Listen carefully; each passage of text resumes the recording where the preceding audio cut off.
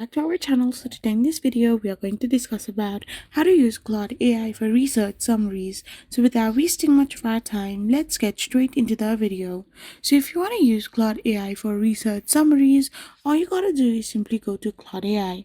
Once you're in your Claude AI, to simply use it for research summaries, you can either upload your documents directly like PDFs and prompts for summaries, or like you can give a direct prompt to the Claude, like background methods and findings.